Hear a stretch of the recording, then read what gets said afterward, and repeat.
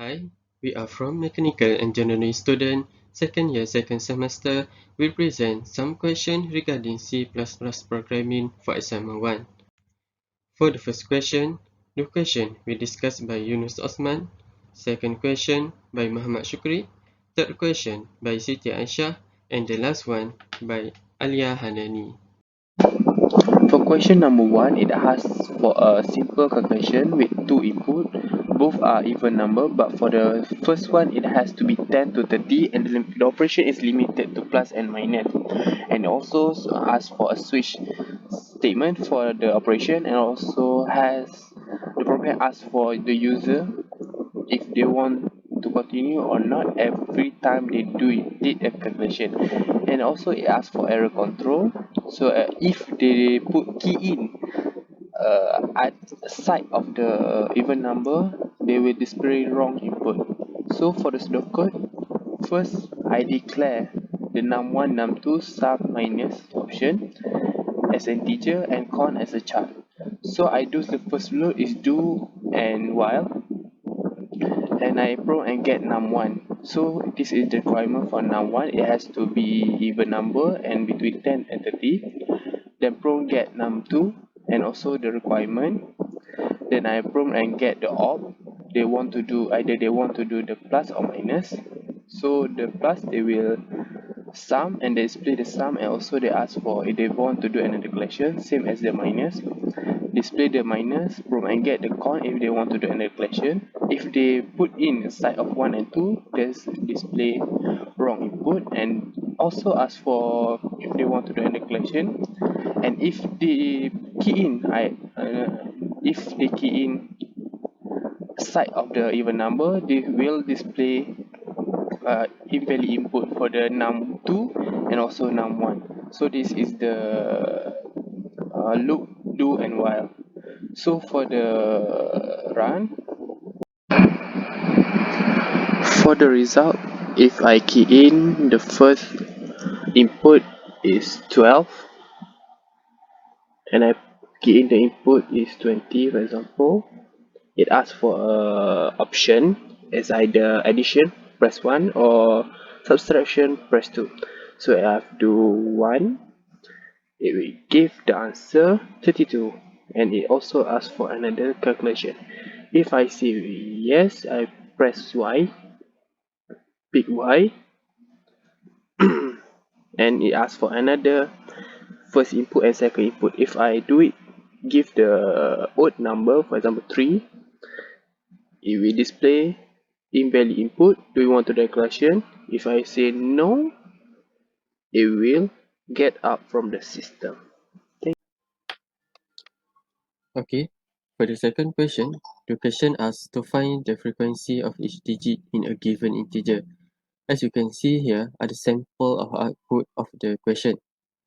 The user input the number 1, 2, 2, 3, 4, 5. Then the output will show the frequency of 0 equal to 0, frequency of 1 equal to 1, frequency of 2 equal to 2, frequency of 3 equal to 1, frequency of 4 equal to 1, frequency of 5 equal to 1, and frequency of 6 until 9 equal to 0. Let's look for the pseudocode. We start the pseudocode by declaring the variable num and reminder. Then we initialize variable a until j equal to 0, which represent the digit 0 to 9. After that, we prompt and get num from the user. Then we use while loop. While num is bigger than 0, we calculate the remainder equal to num mod 10 and calculate num equal to num divided by 10. After we get the remainder, if the remainder is 0, the variable a will plus 1. If the remainder is 1, the variable b is plus 1. And the remainder is 2, the variable c will plus 1, and so on until 9. If the user input other than integer, the output will show the invalid number. After the loop is done, then we display the frequency of each integer. Let's look for the C++ statement.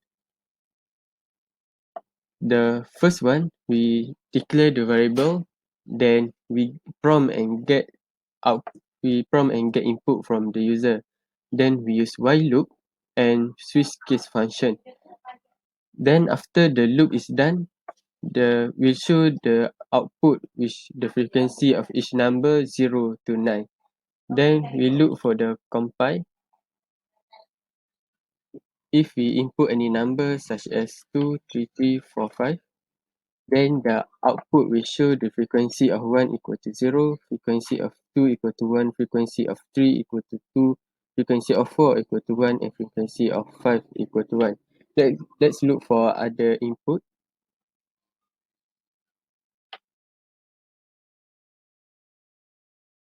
Here the input we put 242456, then the output will show the frequency of 0 equal to 0, frequency of 1 equal to 0, frequency of 2 equal to 2, frequency of 3 equal to 0, frequency of 4 equal to 2, and so on. That's all for the question 2. Thank you. Question 3. From the question, it asks to print the number of acres forested at the end of each year for a total of 20 years. It gives information such as deforestation rate, acres uncut, total acres, and also the formula used.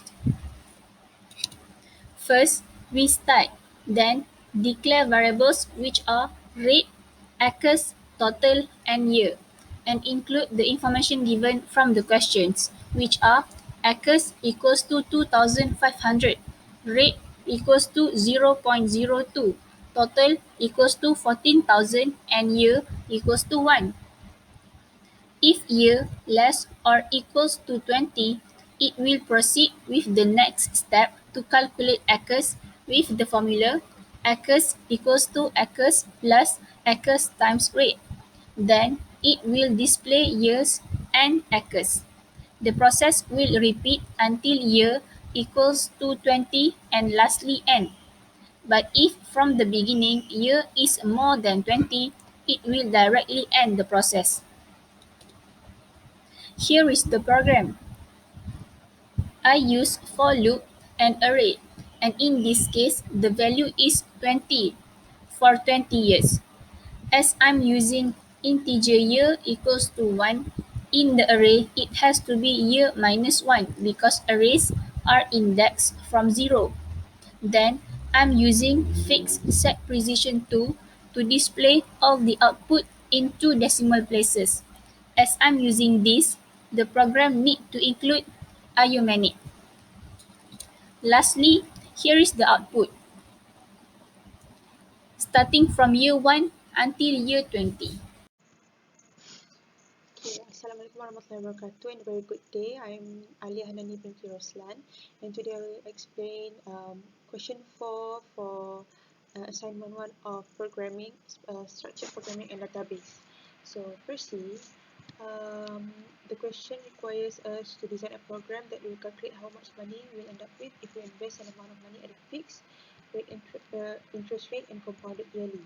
So the user will input the initial amount, the number of years and the yearly interest rate in percent. So this is how the instruction would look like. So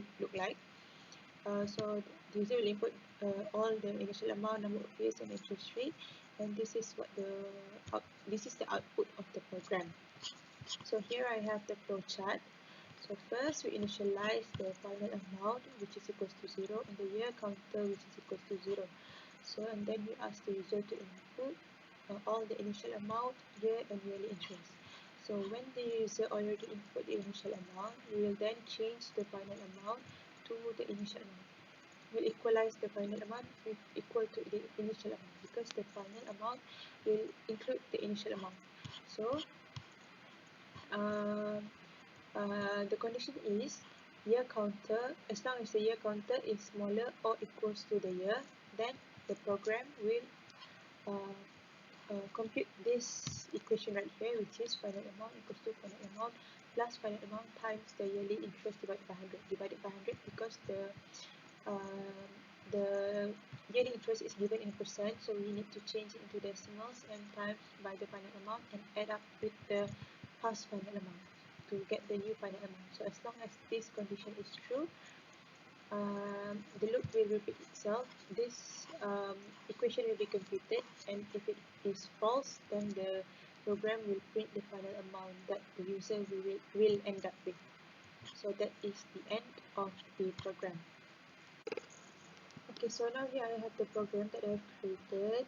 So firstly, I declared the data type for initial amount, yearly, interest, and year, all in float data type. And then the integer, year counter in integer data type, and final amount in double data type, just to be extra precise. So firstly, we prompt the user to input the initial amount, number of years, and the interest rate in percent per year. So then the program will read it as the initial amount, the year, and the yearly interest. So then we equalize the final amount. If when the user already input the initial amount, the final amount will equals to the initial amount to be inserted into this formula. So I used for this program I used for loop. So the initialization is year counter equals to 1, and the condition is as long as the year counter is smaller or equals to year, the year inputted by the user, and the update condition is year counter plus plus, so which means it will plus 1 every time the loop repeats. So as long as the condition is true, the loop will compute this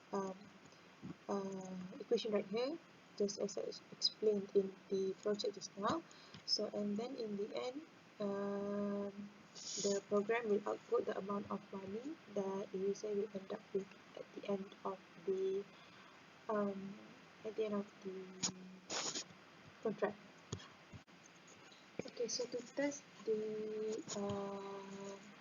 credibility of this program, here I have a interest calculator which I found online, and I have set the annual contribution and everything that is not included in the program to 0. And then, for example, here we have a starting principal at $2,000 and interest rate at 5.5% and compounded annually for 10 years. So we have the exact same amount that is given in the question. So firstly, we try first for $5,000 and interest rate of 6%, 6.5%, and after 15 years. So the amount of money that the user will end up with is $12,159.21. So we'll try it with the program. Initial amount is $5,000. Number of years is 15 years. And the interest rate is 6.5% per year. So the amount is exactly the same, which is $12,159.21. The only difference is the one at the back. So that's it from me. Thank you very much.